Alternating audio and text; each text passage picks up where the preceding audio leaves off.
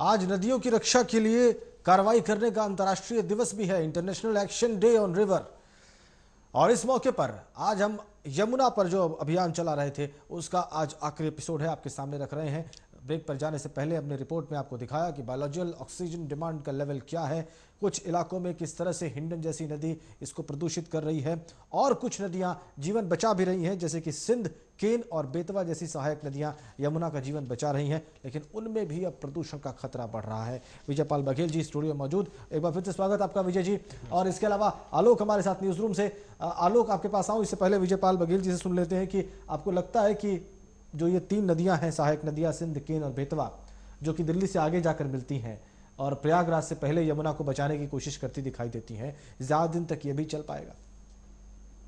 यमुना की जो सहायक नदियां हैं वो नदियां सही मायने में ग्लेशियर से नहीं निकलती हैं जी।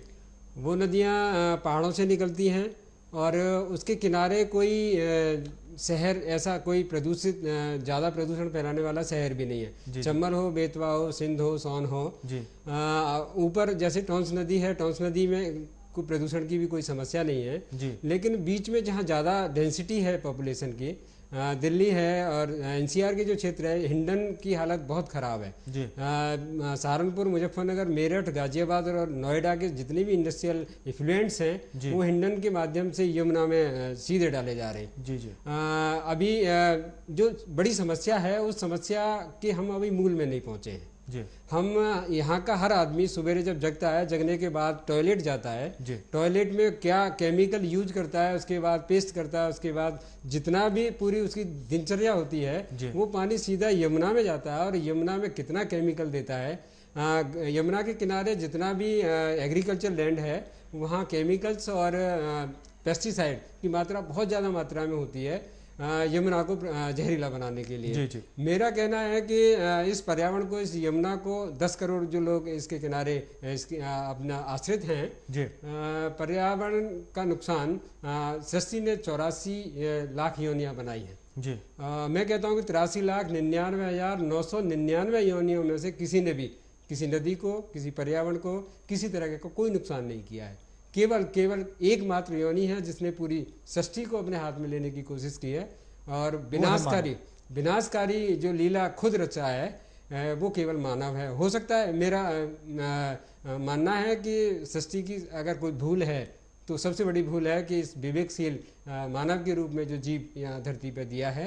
आप खुद मानव है बघेल जी, और आप जैसे मानव भी हैं जो कि ये बात सोचते हैं, आप जैसे मानव भी हैं जो कि इसके रक्षा में लगे हुए हैं। तो पूरी की पूरी सभ्यता को जो है वो दोषी नहीं करार दिया जा सकता। हाँ, लेकिन ये बात जरूर है कि इस सभ्यता का ज्यादातर हिस्सा संभवतः ये नहीं समझ पा रहा है कि उसे क्या करना चाहिए। और इस सभ्यता का जो स्रोत है, नदी घाटी सभ्यता रही है बहुत प्रारंभ से ही भारत में, और नदियों को ही अगर हम बचाने के लिए आगे नहीं बढ़ते हैं, अपनी प्रमुख नदियों को, तो सभ्यता के विनाश का खतरा मंडरा रहा है। ये बात समझनी होगी। मैं कहता हूं कि 5 जून 1972 से पहले प्रदूषण नाम नहीं हुआ करता था।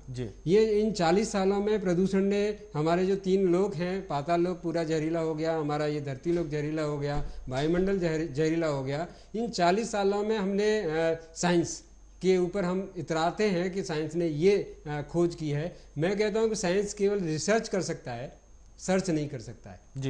सर्च प्रकृति को चलाती है। प्रकृति ने पूरे कई युग निकल गए, हजारों लाखों साल निकल गए, सब चीज़ जोगी तो थी, यमुना भी जोगी तो थी। लेकिन अभी ये 90 के बाद के जो दशक है, इन दशकों में यमुना की जो हालत खराब हुई है उसमें संवेदनहीनता आदमी के अंदर आई है। और यहाँ का आदमी, मैं अभी ठीक हूँ, ठीक है, इसके बाद कल क्या होगा कोई पता नहीं। हम आगे आने वाली पीढ़ी को क्या छोड़ के जा रहे हैं इसके बारे में बिल्कुल नहीं सोच रहा है। बिल्कुल, अब ये बात हमें सोचनी होगी, हमारे पास विकल्प ज्यादा नहीं बचे हैं। आलोक, बायोलॉजिकल ऑक्सीजन डिमांड का विषय आपने अपनी रिपोर्ट में उठाया है। बायोलॉजिकल ऑक्सीजन डिमांड का स्तर ये बताता है किसी भी पानी के अंदर कि वो पानी कितना शुद्ध है, कितना प्रदूषण रहित है। जब आप दिल्ली के तमाम इलाकों में यमुना के तट का निरीक्षण कर रहे थे, आप रिपोर्ट बना रहे थे, उस वक्त क्या आपकी दिल्ली के किसी पर्यावरण अधिकारी से बात हुई, पर्यावरण विभाग के व्यक्ति से बात हुई, और क्या उससे आपने पूछा कि बायोलॉजिकल ऑक्सीजन डिमांड का स्तर दिल्ली में इतना कम क्यों है? जी बिल्कुल देव, मैं बता दूं कि किसी भी नदियों के स्वस्थ होने के लिए उसमें बीओडी का जो लेवल है वो 2 से नीचे होना चाहिए, तभी वो नदियां स्वस्थ मानी जाएंगी। और मैं आपको बता दूं कि लगभग 1 साल पहले ये रिपोर्ट आई थी कि आगरा के पास बहुत सी मछलियां, बहुत से जलीय जीव मारे गए थे, क्योंकि वहाँ पे बीओडी का स्तर जो है, हमने अपने रिपोर्ट में भी दिखाया कि वहाँ पे जो स्तर है बीओडी का वो 30 के आसपास है। तो निश्चित तौर पर सबसे पहले जब मैं रिपोर्टिंग कर रहा था तो मेरी बात हुई है पर्यावरणविद से, तो मैंने उनसे सीधा ही पूछा कि आखिर ये क्या कारण है, क्यों जो नदियों में ऑक्सीजन का जो ये लेवल है ये ज़्यादा हो रहा है। तो उन्होंने कहा कि निश्चित तौर पर इसमें सबसे बड़ी जिम्मेदारी जो हम पॉलीथीन बैग्स यूज़ कर रहे हैं। और मैं आपको बता दूं कि अभी सुप्रीम कोर्ट ने एमसीडी को फटकार लगाई थी, क्योंकि एमसीडी अपने जो कूड़ा घर है वहाँ से कूड़ा उठा के सीधे यमुना के किनारे जाके उसे फेंक देते हैं।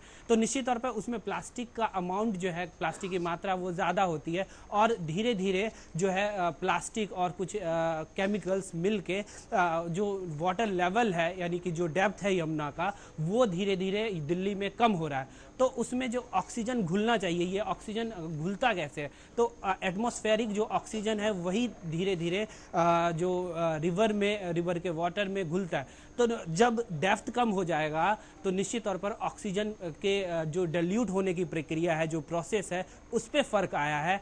इसलिए दिल्ली के आसपास और यहाँ तक कि अगर आगरा तक बात करें हम, तो आगरा तक जो ऑक्सीजन का अमाउंट है वो इसलिए कम हुआ है। देव बिल्कुल।